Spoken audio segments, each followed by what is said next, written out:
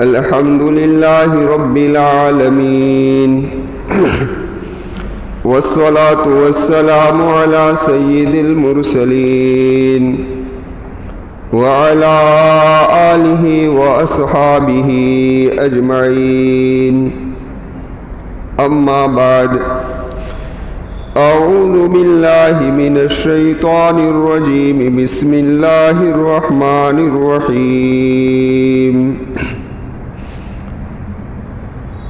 وَإِذِ ابْتَلَى إِبْرَاهِيمَ رَبُّهُ بِكَلِمَاتٍ فَأَتَمَّهُنَّ قَالَ إِنِّي جَاعِلُكَ لِلنَّاسِ إِمَامًا قَالَ وَمِنْ ذُرِّيَّتِي قَالَ لَا يَنَالُ عَهْدِ الظَّالِمِينَ صدق اللہ العظیم۔ معزز سامعین کرام اور پردہ نشین خواتین، اللہ تبارک و تعالیٰ نے ہمیں آقا مکی و مدنی محمد رسول اللہ صلی اللہ علیہ وسلم کا امتی بنایا۔ اللہ اسی دائرے کے اندر ہمیں رکھے اور اسی دائرے کے اندر ہمارا حشر اللہ تبارک و تعالیٰ فرمایا۔ ایک بات ذہن میں رکھ لے کہ ہم نبی کریم صلی اللہ علیہ وسلم کی امت ہے اور حضرت ابراہیم علیہ السلام کی ملت ہے۔ کیا بھائی؟ حضرت ابراہیم علیہ السلام کی ملت ہے۔ اس لیے گزشتہ جمعہ کو میں نے یہ بات عرض کی تھی کہ ہر قوم، یہودی ہو عیسائی ہو، سارے کے سارے حضرت ابراہیم کو مانتے ہیں۔ اس لیے یہودیوں کا دعویٰ ہے کہ ہم حضرت ابراہیم علیہ السلام کی ملت ہے، عیسائیوں کا دعویٰ ہے کہ ہم حضرت ابراہیم علیہ السلام کی ملت ہے۔ یہودی کہتے ہیں کہ ہم حضرت ابراہیم علیہ السلام کے طریقے پر ہیں، عیسائی کہتے ہیں کہ ہم حضرت ابراہیم علیہ السلام کے طریقے پر ہیں، اور ہمارا دعویٰ یہ ہے کہ ہم حضرت ابراہیم علیہ السلام کی ملت بھی ہے اور ہم حضرت ابراہیم علیہ السلام کے طریقے پر ہے۔ یہ ہمارا دعویٰ ہے۔ قرآن کریم نے صاف فرمایا ہے کہ ما کان ابراہیم یہودیا ولا نصرانی، کہ ابراہیم نہ یہودی تھے نہ نصارہ تھے۔ فتح قرآن نے فیصلہ کر دیا کہ یہودی نہ ابراہیم علیہ السلام کے طریقے پر ہے، نہ نصارہ اور عیسائی حضرت ابراہیم علیہ السلام کے طریقے پر، دونوں میں سے کوئی ان کے طریقے پر نہیں ہے۔ یہ بات جب آپ کے ذہن میں بیٹھ گئی تو ایک بات اور بٹھا لو، ایک ہے اصول اور ایک ہے فروع۔ سمجھ میں آئی بات؟ کیا ہے بھائی؟ ایک ہے اصول اور ایک ہے فروع۔ اصول کہتے ہیں بنیادوں کو اور فروع کہتے ہیں تفصیلات کو۔ اور بنیادوں میں سے ایک اہم بنیاد ہے توحید۔ کیا ہے بھائی؟ اللہ ایک ہے، اس کے سوا کوئی ہے۔ اللہ کی وحدانیت کو دل کے اندر جما لینا۔ اور اس کے بعد ہے، دیکھیے، وحدانیت توحید کے بعد ہجرت۔ کیا ہے؟ توحید ایسی ہو کہ جو بے داغ ہو، توحید ایسی ہو کہ جس کے اوپر کوئی غبار نہ ہو، توحید ایسی ہو کہ اس کی چمک کے اندر کوئی زنگ نہ ہو۔ سمجھ میں آئی بات؟ ایسی پکی توحید۔ اور اس کے بعد ہجرت۔ ہجرت کہتے ہیں اللہ کے دین کے لیے انسان کو چھوڑنا پڑے تو سب کچھ چھوڑ دے۔ سمجھ میں آئی بات؟ وطن چھوڑنا پڑو تو وطن چھوڑ دو، بیوی کو چھوڑنی پڑے تو بیوی کو چھوڑ دو، بچوں کو چھوڑنا ہے تو بچوں کو چھوڑ دو۔ کس کے لیے؟ بولو، اللہ کے دین کے لیے۔ کس کے لیے؟ اللہ کے دین کے لیے۔ دوستوں کو چھوڑنا پڑے تو دوستوں کو چھوڑ دو، رشتہ داروں کو چھوڑنا پڑے تو رشتہ داروں کو چھوڑ دو، سب کو چھوڑ دو اللہ کے دین کے لیے۔ اس کو کیا کہتے ہیں بھائی؟ ہجرت۔ جس طریقے سے حضرت نوح علیہ السلام نے سمندر کی موجوں کے اندر اپنے بیٹے کو چھوڑ دیا، چھوڑا یا نہیں چھوڑا؟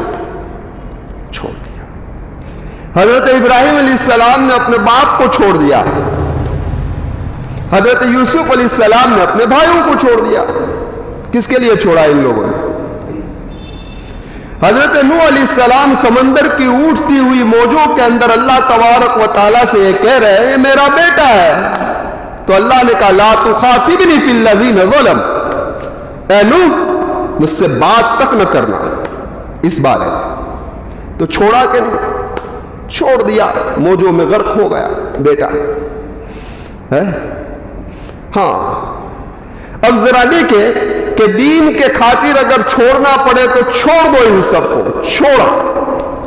تو حضرت ابراہیم علیہ السلام نے دین کے خاطر وطن چھوڑا، باپ کو چھوڑا، ماں کو چھوڑا، رشتہ داروں کو چھوڑا، اور ایک وقت ایسا آیا حضرت ابراہیم پر کہ کہا کہ لک و دک میدان کے اندر بیوی اور بچوں کو بھی چھوڑ کے آ جاؤ۔ چھوڑ دیا کہ نہیں چھوڑا؟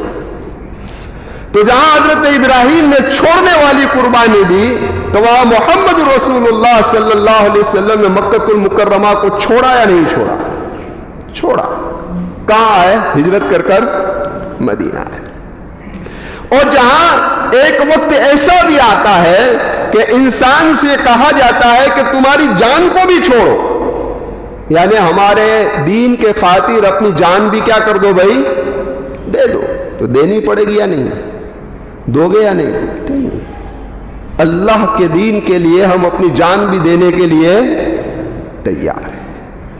تو حضرت ابراہیم علیہ السلام سے جب قربانی مانگی گئی کہ اپنے بیٹے کی قربانی پیش کرو، بیٹے کو لے کر نکل گئے ذبح کرنے کے لیے۔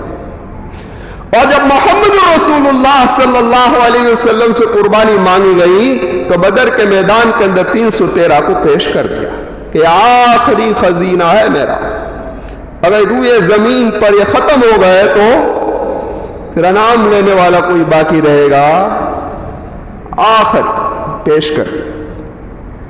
اب ذرا دیکھو کہ یہودی حضرت ابراہیم علیہ السلام کو کہتے ہیں کہ ہم ان کی ملت ہیں اور ہم اس کے طریقے پر چلتے ہیں، وہ حضرت ابراہیم کو مانتے ہیں، قربانی کے واقعے کو بھی مانتے ہیں، لیکن قربانی کر رہے ہیں؟ نہیں کر رہے۔ عیسیٰ علیہ السلام کے ماننے والے یعنی عیسائی لوگ جو ہے وہ یہ کہہ رہے ہیں کہ ہم حضرت ابراہیم علیہ السلام کے طریقے پر ہیں، اور بائبل کے اندر قربانی کا واقعہ موجود ہے، چاہے اسماعیل علیہ السلام کا ہو یا اسحاق علیہ السلام کا۔ وہ یہ کہہ رہے ہیں کہ ذبیح اللہ حضرت اسحاق ہے، حضرت اسماعیل نہیں ہے۔ ذبیح اللہ کون ہے؟ وہ یہ کہہ رہے ہیں، عیسائیوں کا کہنا ہے۔ تو بائبل میں موجود ہے، تھوڑی دیر کے لیے اسماعیل علیہ السلام ذبیح اللہ ہو یا اسحاق علیہ السلام ذبیح اللہ ہو، لیکن تمہاری کتاب میں تو قربانی کا تذکرہ موجود ہے، کیوں نہیں قربانی کرتے؟ کر رہے ہیں؟ نہیں کر رہے۔ لیکن امت محمد قربانی کر رہی یا نہیں کر رہی؟ تو توحید جس طریقے سے حضرت ابراہیم علیہ السلام کی بے داغ تھی، بے غبار تھی، محمد رسول اللہ صلی اللہ علیہ وسلم کی توحید بھی بے داغ اور بے غبار ہے۔ جس طریقے سے حضرت ابراہیم نے ہجرت کی تو محمد رسول اللہ صلی اللہ علیہ وسلم نے بھی ہجرت کی، جس طریقے سے قربانی حضرت ابراہیم علیہ السلام نے پیش کی تو محمد رسول اللہ صلی اللہ علیہ وسلم نے بھی پیش کی۔ اس لیے ہمارا دعویٰ ہے کہ طریقہ ابراہیم پر اور ملت ابراہیم اگر ہے تو ہم ہیں اور کوئی نہیں ہے۔ ما کان ابراہیم یہودیا ولا نصرانیا ولکن کان حنیفا مسلما۔ ہاں اس پر کون ہے بھائی؟ ہاں تو اب یہ بات سمجھ میں آ گئی آپ کو؟ اب ذرا دیکھیں، ہم امت محمد الرسول اللہ کی ہے اور ہم ملت حضرت ابراہیم علیہ السلام کی ہے، تو درود شریف میں یہی دو نبیوں کا تذکرہ ہے نا؟ کیونکہ ہمارا تعلق سارے انبیاء سے ہے، لیکن سب سے زیادہ تعلق محمد الرسول اللہ کے بعد اگر کسی نبی سے ہے تو وہ حضرت ابراہیم سے۔ اس لیے کہ اللہم صلی علی محمد وعلی آل محمد کما صلیت علی ابراہیم وعلی آل ابراہیم۔ کسی نبی کا تذکرہ آیا سوائے؟ پتا چلا ہم امت محمد الرسول اللہ صلی اللہ علیہ وسلم کی ہے اور ہم ملت حضرت ابراہیم علیہ السلام کی ہے۔ اب ذرا دیکھو عیدیں کتنی ہے؟ بولو نا، آپ تو بولنے سے ڈرتے ہو۔ عیدیں کتنی ہیں؟ 2 ہے، ایک چھوٹی عید ہے، ایک بڑی عید ہے۔ چھوٹی عید گزر گئی، چھوٹی عید کیا ہو گئی بھائی؟ چلی گئی، بڑی عید آ رہی۔ اب ذرا اس کا فلسفہ دیکھیے، چھوٹی عید کب آئی؟ جب رمضان کے روزے مکمل ہوئے۔ روزے تو فرض علی امتوں پر بھی تھے، لیکن رمضان کے روزے صرف امت محمد صلی اللہ علیہ وسلم کی خصوصیت۔ کس کی خصوصیت ہے؟ ہاں، یہ امت محمد کی خصوصیت تھی، اور یہ خصوصیت جب مکمل ہوئی تو اللہ نے خوشی کا دین دیا اور اس کا نام رکھا عید الفطر۔ عید الفطر، تو یہ امت ہونے کی خوشی ہے، امت ہونے کا تحفہ ہے۔ اب ذرا دیکھیں قربانی کس کا فلسفہ ہے؟ ہاں، اس لیے صحابہ نے پوچھا ہے میرے محبوب یہ قربانی کیا چیز ہے؟ تو سنت ابیکم ابراہیم، یہ آپ کے باپ ابراہیم کا طریقہ ہے نا؟ تو دین بھی کیا ہے؟ عید کا دن ہے کہ نہیں ہے؟ قربانی کا دن کون سا دن؟ عید کا دن۔ ذرا سوچیں آپ لوگ، اب ذرا اس پر غور کریں تو یہ جو عید ہے وہ ملت ہونے کے اعتبار سے پتا چلا عید الفطر یعنی رمضان عید امت ہونے کا فلسفہ، اور بقرعید ملت ہونے کا فلسفہ۔ اب دونوں عیدوں کے درمیان کے اندر جو ایام ہے، جو دین ہے، اس کو کہتے ہیں اشہر حج کہو یا ایام حج، حج کے دن۔ اسی لیے علماء نے لکھا ہے کہ کوئی آدمی رمضان کے اندر حج کا احرام باندھے تو باندھ سکتا، مکروہ ہے، کیا ہے؟ ہاں، کوئی رمضان مکمل ہو جائے اور شوال کی پہلی تاریخ آ جائے، یعنی رمضان شروع ہو جائے، تو حج کا احرام باندھ سکتا ہے۔ تو پتا چلا اب حج کا احرام کی ابتدا کون سی عید سے ہوئی؟ عید الفطر سے، اور اسی احرام کی انتہا کب ہوئی؟ بڑی عید میں۔ کب ہوئی؟ بڑی عید میں۔ تو اب ان دونوں عیدوں کے درمیان کے اندر جو دین ہے وہ دین کس کے ہوئے بھائی؟ حج کے۔ حج کے ہوئے نا، کیا اور کسی کے ہوئے؟ حج کے۔ اب حج کا پورا جو پروگرام ہے نا اس پر آپ نظر ڈالو، پورے پروگرام پر نظر ڈالو تو آپ کو سب یادیں کس کی ملے گی؟ یہی مقبول گھرانے کی، یہی مقبول گھرانے کی جو گھرانہ حضرت ابراہیم علیہ السلام کا تھا۔ حاجی جا کر بیت اللہ کا طواف کر رہا ہے تو قرآن کریم کہہ رہا ہے وَإِذْ يَرْفَعُ إِبْرَاهِيمُ الْقَوَاعِدَ مِنَ الْبَيْتِ وَإِسْمَاعِيلُ، یہ بنیاد ہے جو اٹھائی ہے، یہ تعمیر جو کیا ہے، کس نے کیا ہے؟ ابراہیم اور اسماعیل۔ یاد تازہ ہو گئی؟ حاجی نے طواف مکمل کر لیا تو قرآن کریم نے کہا وَاتَّخِذُوا مِن مَّقَامِ إِبْرَاهِيمَ مُصَلًّى، واجب الطواف مقام ابراہیم کے پیچھے پڑو، کہاں حضرت ابراہیم علیہ السلام کے قدموں کے نشان۔ اب وہاں سے فارغ ہوئے تو کہا کہ اب زمزم پیو۔ تو زمزم کس کا ہے؟ وہی ایک چھوٹے سے معصوم بچے نے اپنی ایڑیوں کو رگڑا تو وہاں سے کیا نکل آیا؟ ہاں بھائی، زمزم نکل آیا۔ تو زمزم یاد کس کی؟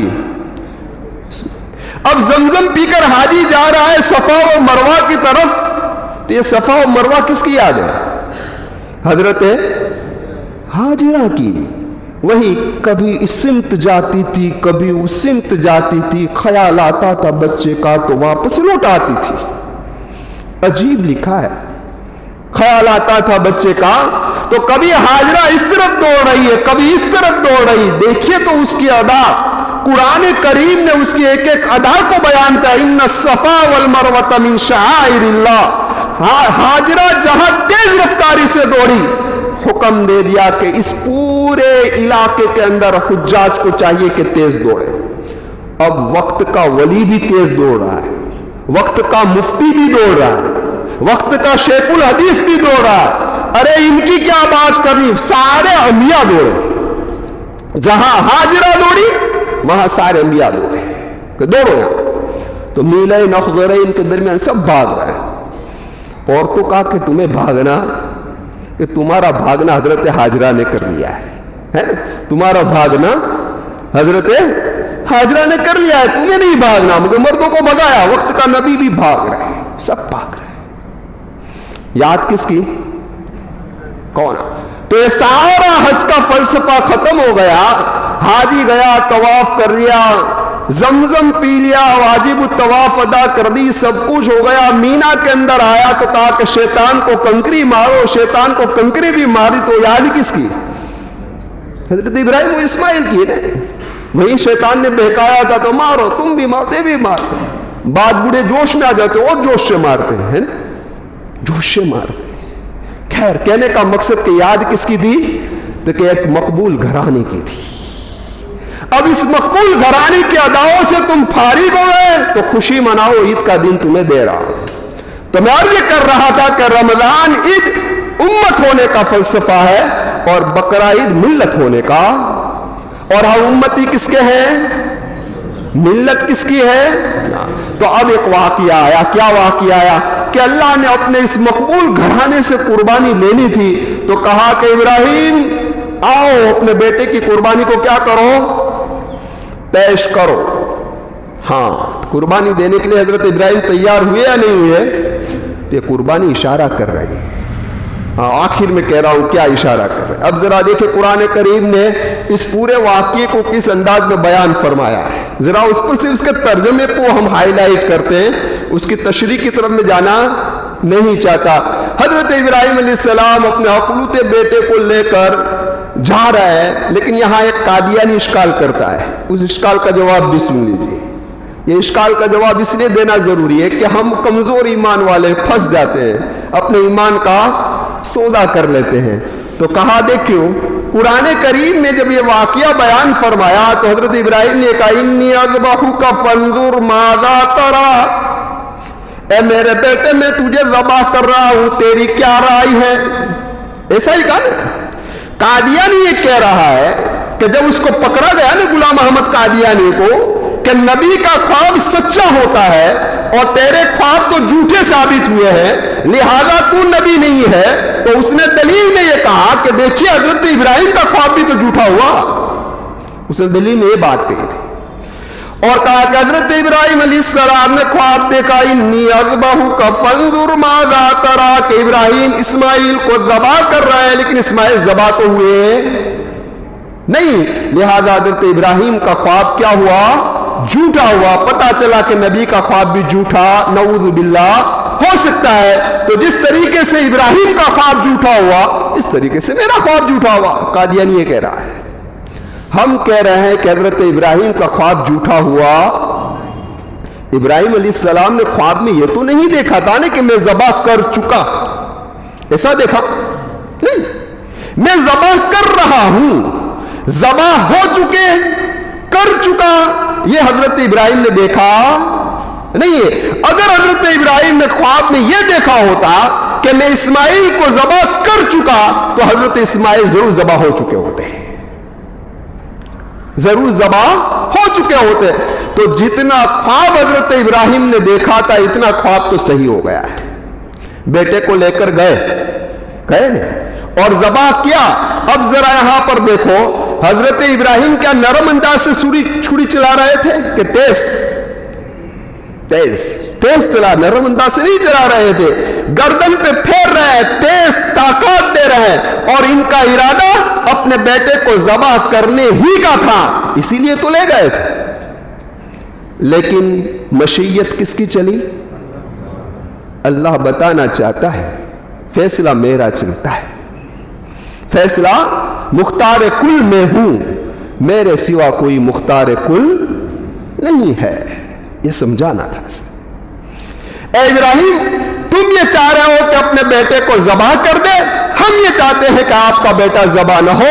حضرت اسماعیل علیہ السلام کا ایک بال بھی نہ ٹوٹا، ایک بال بھی نہ ٹوٹا، ذرا اندازہ لگائیے۔ اب ذرا ایک بات اور غور کر لیجئے اس کے اندر اور سوچیں کہ حضرت ابراہیم علیہ السلام ذبح کر رہے ہیں لیکن ذبح نہیں ہو رہا ہے، اور آ کر کیا ہو گیا وہاں پر؟ حضرت ابراہیم علیہ السلام اسماعیل علیہ السلام کو جب ذبح کر رہے ہیں تو کیا آ گیا؟ دمب آ گئے تو کیا ذبح کون ہوا؟ کہو نا.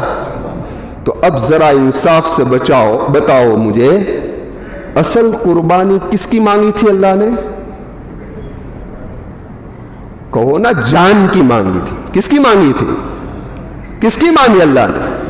قربانی تو اللہ نے جانور کی نہیں مانگی تھی. مانگی تھی کس کی؟ جان کی مانگی تھی. تو یہ اشارہ ہے اس بات کی طرف کہ اے امت محمد صلی اللہ علیہ وسلم اصل قربانی تو جان کی ہے.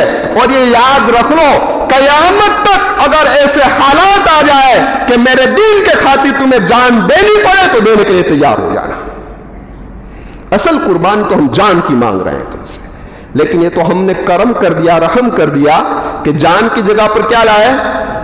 اب ذرا انصاف سے بتانا، یہ مسئلہ اہم ہے، میں اس لیے کھول رہا ہوں کہ لوگ اعتراض بہت کر رہے ہیں. اب ذرا انصاف سے بتاؤ کہ جان کی جگہ پر جانور آیا تو یہ جانور بدل ہوا یا نہیں ہوا؟ ہوا یا نہیں ہوا؟ کہ یہ اس کے بدلے میں ہوا نا، یہ اس کے بدلے کے. اب لوگ اعتراض کرتے ہیں کہ اتنے سارے جانور قربان کرنے کی کیا ضرورت ہے؟ خاموخواہ گوشت ضائع ہوتا ہے، برباد ہوتا ہے، اس سے تو بہتر ہے کہ غریبوں کی مدد کر دیں. ہے نا؟ کیا کہتے ہیں؟ کہہ رہے ہیں نا کہ کس کی مدد کر دے بھائی؟ غریبوں کی مدد کرتے، کم از کم کہیں گھر بن جائیں گے، کہیں غریب آباد ہو جائیں گے. خاموخواہ اتنا گوشت ضائع ہو رہا ہے. تو اب ذرا بتاؤ مجھے کہ اصل تو جان کی قربانی تھی، اس کا بدل جانور ہے، تو بدل کا بدل کبھی نہیں ہو سکتا. بدل کا بدل ہو سکتا ہے؟ اصل کا بدل ہو سکتا ہے، بدل کا بدل کبھی ہو سکتا نہیں ہے. تو جانور کا ذبح کرنا یہ تو بدل ہے، اب اس کا بھی تم بدل مانگ رہے ہو کہ جانور کو ذبح نہ کرو اور پیسے دے دو. یہ کبھی ہو سکتا نہیں.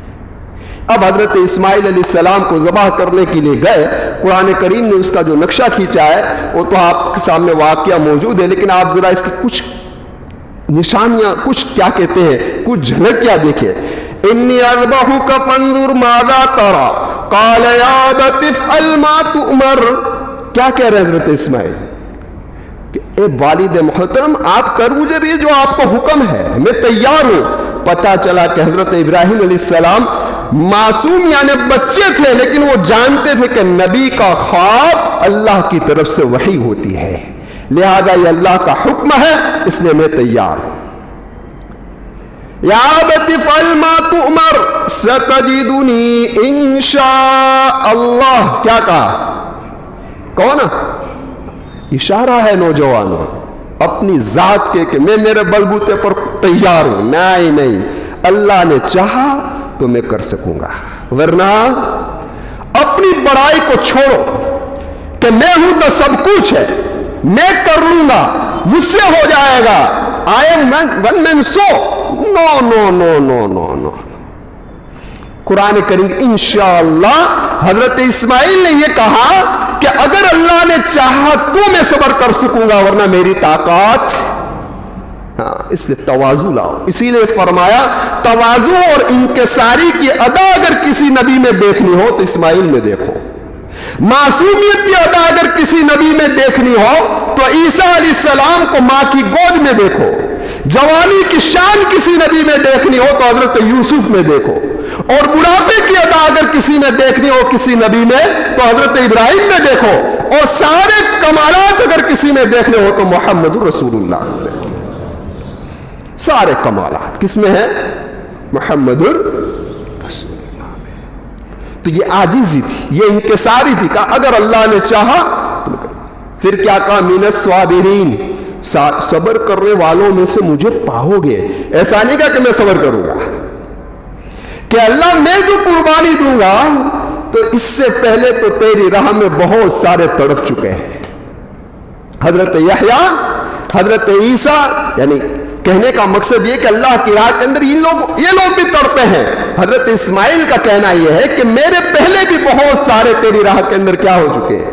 یہ بھی اللہ کا عجیب نظام ہے، عجیب نظام ہے کہ وہ اپنے دوستوں کو تڑپاتا ہے، دشمنوں کو آزاد کر دیتا ہے نا. नूह अलैहिस्सलाम को तड़पाया उठती हुई मौजों के अंदर अपने बेटों के बारे में। करबला के मैदान में नवासा रसूल को तड़पाया नहीं तड़पाया। ये अल्लाह की मशीयत है। और दुश्मनों को अल्लाह क्या करे, फिरौन को कभी सर में दर्द भी नहीं हुआ, इतना बड़ा जालिम। तो ये अल्लाह का निज़ाम है। कहा आफियत मांगा करो, लेकिन जो तकदीर गालिब आ जाए तो उस पर राजी रहो। क्या कहो, उस पर आफियत मांगो, लेकिन गालिब जब तकदीर आ जाए तो अल्लाह के फैसले पर राजी रहो। अब जरा देखो, एक बात और समझ लो यहां पर, फिर बात को खत्म का वक्त हो गया है, इसलिए मुनासिब नहीं है ज्यादा खींचना। अफलम्मा अस्लमा, दोनों के दोनों तैयार हो गए। वह तल्लहु लिल जबीन व नादैनाहु अन या इब्राहीम कद सद्दक़्ता रुया इन्ना कज़ालिका नजज़िल मुहसिनीन। ये वाक़या आगे जा रहा है। आगे कुरान करीम में अल्लाह तबारक व तआला ये फरमा रहे हैं, इन्ना हाज़ा लहुवल बलाउल मुबीन। एक है कि स्टूडेंट खुद कहे कि पर्चा हार्ड था, पेपर मुश्किल था, और एक ही कि पेपर निकालने वाला खुद कहे कि पेपर मुश्किल। दोनों में फर्क है या नहीं? अल्लाह खुद कह रहा है कि आजमाइश बड़ी सख्त थी। किसकी? हजरत इब्राहिम। खुद कुरान है, इन्ना हाज़ा लहुवल बलाउल मुबीन, यह सख्त आजमाइश थी हजरत इब्राहिम अलैहिस्सलाम की। लेकिन इस आजमाइश में भी हजरत इब्राहिम क्या हो गए? इसी को कहा फलम्मा अस्लमा व तल्लहु लिल जबीन, शाबाश इब्राहिम शाबाश, कद सद्दक़्ता रुया, तूने ख्वाब को सच्चा कर दिखाया। अब जरा एक बात, आखिरी बात, फिर बात को खत्म कर देते हैं। इसलिए जो हुज्जाज किराम वहां गए ना, उसको दो बातें, और जो जा रहे हैं उनके लिए भी दो सबक। एक सबक कि हज का फलसफा यह है कि मिजाज इब्राहिम को समझे। ये जो तुम्हें बैतुल्लाह के इर्द गिर्द तवाफ किया कराया जा रहा है, मकाम इब्राहिम के पीछे नमाज पढ़ाई जा रही है, जमजम पिलाया जा रहा है, सफा व मरवा के दरमियान दौड़ाया जा रहा है, कभी अरफात में गुजारा जा रहा है, कभी मुजदलिफा में रातों को बिस्तर पर लिटाया जा रहा है, कभी पागल और दीवाना बनकर शैतान को कंकरियां मारी जा रही, पत्थर से पत्थर टकराया जा रहा है। यह सब फलसफा है हमारा तुमको समझाने के लिए कि तुम मिल्लत इब्राहिम भी हो, तो तुम इब्राहिम अलैहिस्सलाम के मिजाज को भी समझो कि हर मौके पर हजरत इब्राहिम ने अपने सर को अल्लाह के सामने झुका दिया और कहा कि फलम, यानी तैयार हो गए, अपने सर को झुकाने के लिए तैयार हो गए। ए ईमान वालों, जब तुमसे भी अल्लाह दीन के बारे में कुर्बानी किसी मौके पर भी मांगे तो तुम्हें अपने आप को क्या करना है? इसलिए अब जरा देखो कि कुर्बानी हुज्जाज भी करते हैं या नहीं करते? करेंगे ना, वो भी करते हैं कुर्बानी। तो क्या उनकी कुर्बानी ये यहां वाली कुर्बानी काफी हो जाएगी? नहीं हो। वो जो कुर्बानी ने हज के मौके पर हाजी जो कुर्बानी करता है वो शुक्राने की कुर्बानी है। कौन सी कुर्बानी? शुक्राना कौन सा? कि अल्लाह ने एक सफर के अंदर उम्रा और हज का फरीदा अंजाम देने की तौफीक दी, तो ये शुक्र के तौर पर तुम कुर्बानी करो। इसलिए जो हाजी, आपको ये मसला समझा दूं, जो हाजी हज करने के लिए गए हैं, अगर वो यहां जिस वक्त कुर्बानी के दिन है वहां वो मुसाफिर नहीं है, तो उनकी कुर्बानी यहां करनी पड़ेगी। उनकी कुर्बानी, वो जो कुर्बानी करेंगे तो वो हज की होगी। ये जो बकराईद वाली कुर्बानी, क्योंकि बकराईद वाली कुर्बानी से इससे कोई ताल्लुक नहीं। क्यों ताल्लुक नहीं? समझे, इसलिए ताल्लुक नहीं कि बकराईद की कुर्बानी का ताल्लुक उस वक्त से है जब हजरत इब्राहिम अलैहिस्सलाम बच्चे थे।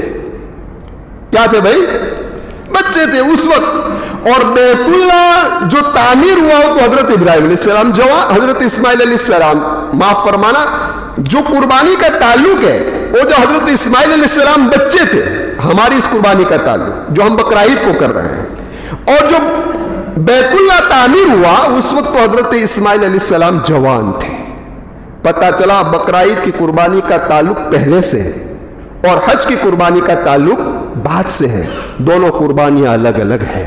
इसलिए आपके अकरीबा में से जो लोग गए हैं हज के लिए, ان کی وہاں جو قربانی ہوگی وہ حج کی ہوگی، اور یہاں کی قربانی ان پر اگر واجب ہے، مسافر نہیں ہے ان ایام کے اندر، تو ان کو قربانی کرنی پڑے گی۔ الغرض قربانی بھی ہمیں سبق دے رہی ہے کہ جس طریقے سے اسماعیل علیہ السلام نے اللہ کے حکم کے سامنے اپنے آپ کو جھکا دیا، تم بھی اللہ کے حکم کے سامنے اپنے آپ کو جھکا دو، اور یہی اسلام کی تعلیم ہے۔ اب ذرا آخری بات معاف فرمانا، آخری بات کرتے کرتے 2-3 بات میں نے اور عرض کر دی۔ یہ جو عشرہ بھی شروع ہو رہا ہے، آج 26 تاریخ ہے، 29ویں چاند کے امکانات ہے، پیر کے دن انشاءاللہ چاند نظر آ جائے گا، ایسے امکانات زیادہ ہے۔ آپ سے گزارش ہے کہ یہ 10 دن بڑے اہم ہیں، اس کی فضیلت قرآن و حدیث سے ثابت ہے، ان کے اندر نیکیوں پر بڑا ثواب ملتا ہے اور گناہ پر بڑا عذاب ہوتا ہے۔ اس لیے اللہ سے دعا کرتا ہوں اللہ ان 10 ایام کی مجھے بھی قدر کرنے کی توفیق عطا فرمائے اور ہم تمام کو قدر کرنے کی توفیق عطا فرمائے۔